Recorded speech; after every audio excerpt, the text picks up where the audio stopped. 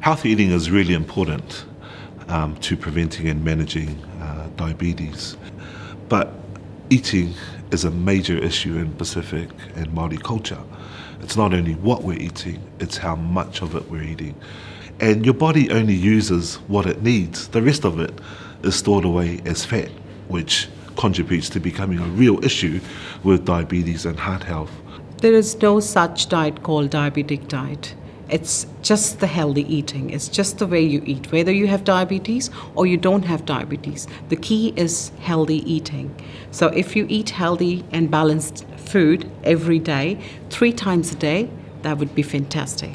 It's recommended. The key is the moderation. So there's no such food that you cannot eat, but there are specific food which you can be mindful of, is like which are high in sugar and high in fats. So it's understanding that, for example, portion.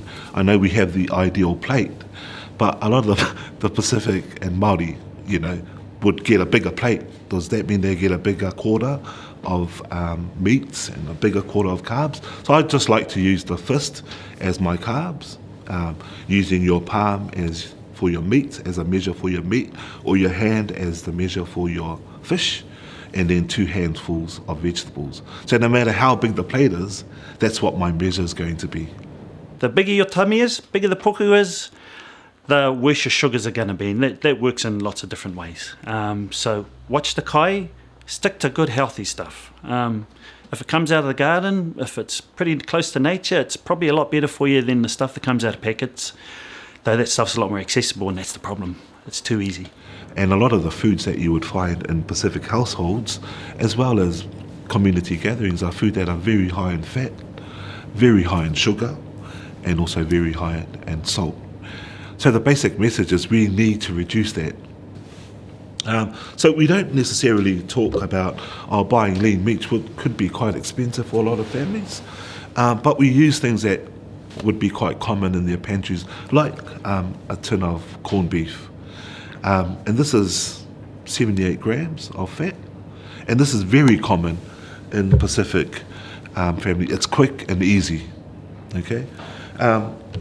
But we asked them, look, you just heat this tin of corned beef, drain the fat, add some vegetables to it, and you reduce the amount of fat.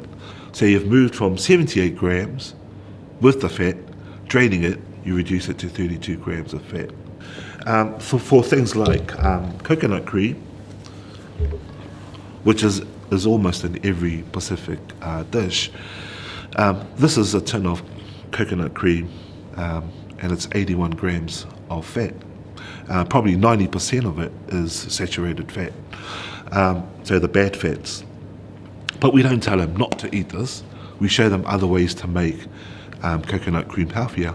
But what we recommend is that you probably use half a can if you're making raw fish, or adding it to your steamed taro, or whatever dish, and then dilute it with half a can or more of water. The more water, the better. And then you reduce the amount of fat that you're taking in.